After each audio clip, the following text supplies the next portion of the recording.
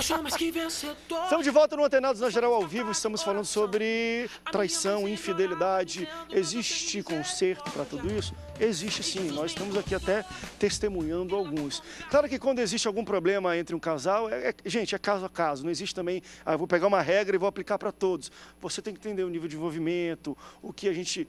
Quando você fala de traição, o que estamos, de fato, que traição é essa, até que ponto, que tipo de envolvimento tem. E existe até casos até malucos, que a gente estava falando aqui de bater, que aí tem que envolver, às vezes, até polícia. Eu estava falando aqui no intervalo, eu já vi pastor que pegou a moça, depois, acho que até de um caso desse que ela chegou toda... Não, vem aqui, não, conselho, vamos ali na polícia primeiro, fale o que está acontecendo, depois a gente conversa para tratar a sua família, porque existem casos que também são complicados.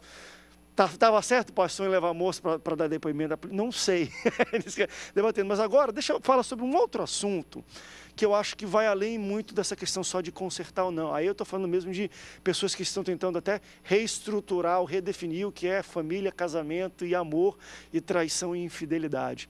São pessoas, hoje isso existe mesmo em relacionamentos de namoro, eu conheço até isso a nível de namoro, não a nível de casamento. Mas uma pessoa nos relata que um amigo dele casou certinho, formalizou, cartório, igreja, tudo bonitinho, e o relacionamento que ele tem com a mulher dele é aberto, ou seja, eles aceitam infidelidades ocasionais. Não sei se brigam, no fim de semana um vai para um canto, vai para o outro, tem sua infidelidade, volta, está tudo lindo. Vocês conseguem entender amor nisso? É possível? A gente pode dizer que esse casal se ama? Olha, eles podem até pensar que se amam, eles podem até pensar que a mente deles é evoluída, só que entra... que a gente é careta, que a gente é careta, né? Mas entra naquela questão. Se você ficar morando perto de um lixão ou de um valão, nos primeiros dias você parece que está no inferno, você não aguenta o cheiro, mas daqui a um mês, 2 meses, você nem sente mais o cheiro. Deve ser o caso. Porque você se acostuma. Então, o mundo jaz no maligno, é isso que o sistema ensina para a gente o tempo todo através de novela, de filme, de comercial. E é inevitável, por mais santo, por mais consagrado que você seja, por menos TV que você assista, tem nos outdoor, tem nas literaturas, tem na revista que você lê para se informar. Está explícito isso no mundo, no sistema, na cultura do mundo hoje, essa imundícia, esse conceito. A questão é, a gente vai permitir que o mundo mude a nossa cultura ou a gente vai estabelecer a cultura do reino de Deus no mundo? O peixe, ele nasce, vive e morre na água salgada. Mas quando você come a carne de um peixe, a carne é adocicada. Então, queridos, a questão é, não vos conformeis com esse mundo. Antes, transformai-vos pela renovação do vosso entendimento. Então, queridos, esse é um conceito extremamente demonizado do que é amor, do que é o casamento, do que é essa instituição tão bela e tão sagrada criada pelo próprio Deus, né? Ou então, só um instantinho, Marcos. André, a gente pensar, como o poeta já disse aí, o amor eterno enquanto dure. Se a visão e a filosofia de vida for essa, vai justificar as atitudes. Eu acho que você tem que aprofundar os detalhes para você tirar algum tipo de conclusão e de orientação que você possa dar a pessoas envolvidas nessas situações de traição. Nós estamos falando muito de casamento, mas você tem traição no noivado, você tem traição no namoro. Talvez no namoro e no noivado seja mais fácil de resolver, porque a própria pessoa que se sente traída vai chegar e dizer, acabou, mas com casamento você tem consequências. Nós abordamos no bloco anterior a questão, o divórcio é uma fuga? O divórcio é mais difícil do que o casamento. Hoje, não tecnicamente, mas... É igual para fechar a empresa, né? Para abrir é fácil, mas para fechar é complicado. É um problema, principalmente quando você tem filhos, né, Marcos? É verdade. É problemático o negócio, muito machuca, problemático, né? O Congresso está votando esses dias aqui, nessa semana, né? Questão da guarda compartilhada. Isso aí é uma dor de cabeça. Como se fosse uma vitória para quem é separado, hoje o homem poder... Olha só, eu quero dizer aqui, se você me permite, pastor André, dizer para você que está nos assistindo o seguinte: o divórcio machuca, mas não só machuca você não, machuca quem está se separando, machuca seus filhos, machuca os seus familiares, machuca os seus amigos, fere muita coisa, não e só futuros fere parceiros, você, vai casar de novo, está com filho, você fica estigmatizado. É uma ação em cadeia que... Agora eu queria fazer um adendo aqui, sobre essa questão, né, da traição, do ato consumado. O fato é que hoje existe uma cultura, principalmente dentro da igreja, de que o cara confessa o pecado. Mas por que ele não confessa a tentação? Né? Se a gente criasse essa cultura de confessar a tentação, a gente evitaria as confissões dos pecados, dos atos consumados. Porque o que a Bíblia diz? Para a gente se afastar da aparência do mal. E isso é a graça, né? Porque a graça, na verdade, é o contexto para você não cair no mal. Exatamente. Ele tira de você, não ireis, mas não pequeis. O camarada não tem que deixar o ódio tomar conta dele, ele tem que começar a se livrar desse ódio antes que ele tome conta. A grande realidade é essa daí. Né? Igual a gente estava falando aqui no bloco anterior, o camarada peca, trai, faz, acontece, a menina já vem com as malas prontas para pastor, pastor, eu não aguento mais, joga nos peitos do pastor, o pastor tem que resolver o pepino. Está entendendo? Agora, por que não tratou? Isso. Por que não confessou a tentação? Por que não pediu conselho quando o negócio estava começando a desandar? Aí depois que decidiu, depois que acabou, depois que destruiu, depois que jogou no ventilador... Então a gente precisa trabalhar na igreja. As pessoas se julgam autossuficientes, no sentido de que, não, eu quando quiser eu paro com isso, eu só estou flertando. E quando vê, está totalmente envolvido. Perdeu o controle. Por isso que o meu trabalho hoje consiste em seminários, né? São seminários de 3 dias onde eu ensino a igreja, onde eu ensino as pessoas coisas como essa.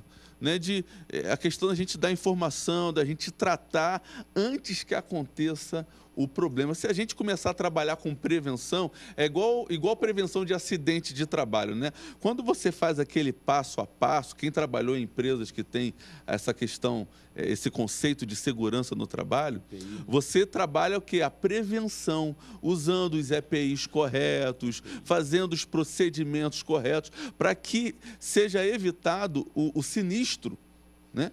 Então a gente tem que trabalhar esse conceito na igreja também. Gente, vamos confessar a tentação, vamos tratar o problema quando ele começa a acontecer.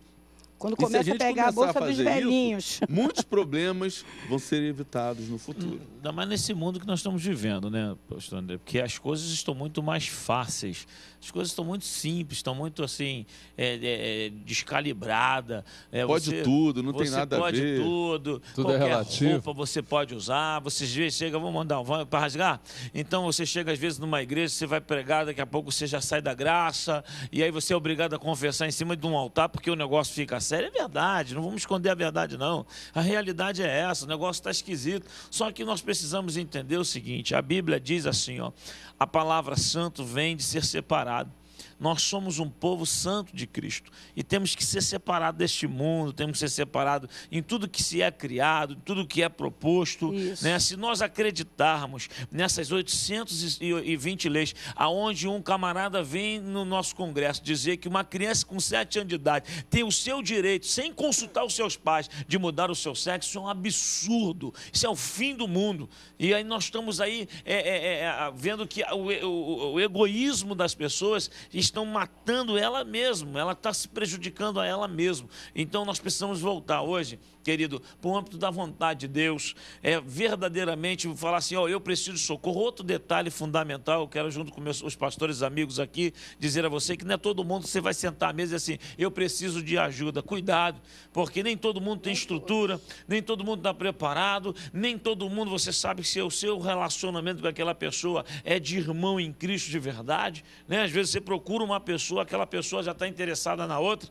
e aí quando vai ver já está dando aconselhamento a favor da separação, para que haja separação, porque já tem maquinado uma... E isso acontece direto, entendeu? Então nós temos que ter, até nisso nós temos que vigiar com relação às nossas vidas. Uma das coisas muito perigosas, eu acho, que acontece, hoje tem crescido muito até dentro da igreja, e toda a minha fala agora de pergunta, nada tem a ver com questões espirituais, estou falando de questões de dia a dia de casamento. Porque o casamento e o divórcio, ele tem consequências realmente tão complicadas. Não estou nem falando espiritualmente, não. Estou falando materialmente, socialmente, dessas questões de sentimentos. Aí você casa de novo, mas está com filho com outra esposa, é complicado e atrapalha, não sei o quê. Hoje se pratica muito aquilo, né? Quando a gente vê que a gente está falhando ou nós vamos ser perdedores, então assim, vamos tirar o que é perda, vamos apagar tudo e vamos redefinir as coisas. E a lei, às vezes, corre atrás disso. Então, muitas pessoas hoje nem casam. Mas por que eu vou casar? Às vezes, muitas pessoas se unem.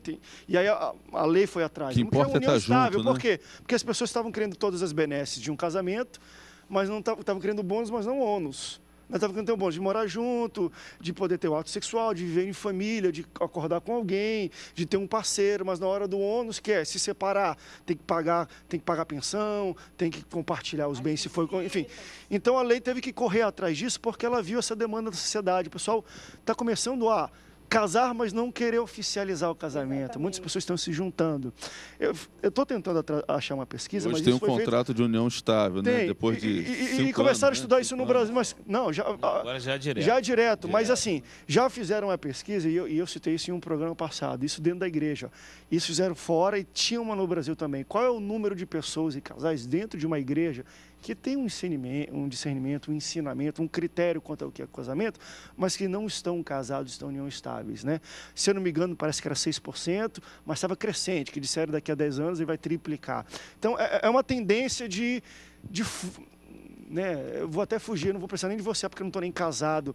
Como é que vocês entendem essa visão? Estou falando de pessoas de igreja, estou falando de uma pessoa que não quer casar, porque está fora da igreja, estou falando de pessoas dentro da igreja. Qual é a visão teológica ou bíblica, pelo menos na interpretação de vocês, sobre a união estável entre duas pessoas que nasceram de novo? André, esse é um tema que eu abordo, eu dou aula no Seminário Teológico Betel, Administração Eclesiástica. Um dos pontos que nós abordamos é justamente este, a união estável e a igreja. Você falou em 6%, pode crer que a percentual é muito maior. Como é que a igreja convive com isso? E aí você tem um leque de possibilidades. O radicalismo, que não permite, não aceita, as pessoas vêm, se convertem, mas aí você diz, não, mas tem que casar, tem que fazer isso, tem que fazer aquilo. Mas a realidade que a gente encontra nas igrejas hoje, de modo geral, é muita gente vivendo em união estável. E quando vem lá o formuláriozinho para você preencher, a pessoa declara, casado. Se você não aprofundar a pergunta, dizendo, mas você tem... Contrato. Que tipo de contrato você tem? E as pessoas têm razões para a sua razão sempre, né? É um problema que a igreja está se defrontando e vai se defrontar muito mais. Você citou aí, lá na frente, esse percentual vai ser muito maior. Deixa eu te fazer uma pergunta, pastor, já que a gente está nesse debate.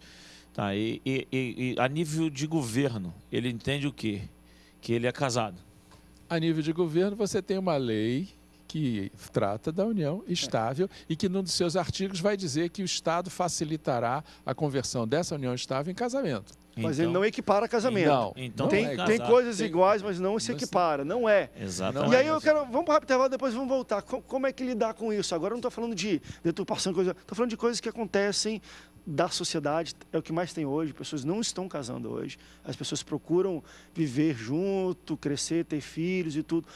As igrejas às vezes podem entender isso. Não, já está casado, está com 15, 20 anos junto, tem filhos, está casado, pode ter ministério, pode tocar na banda, pode exercer um exercício pastoral na igreja. É aceito isso? Vamos rápido intervalo, daqui a pouco a gente volta. Não sai daí, o Antenados volta já já.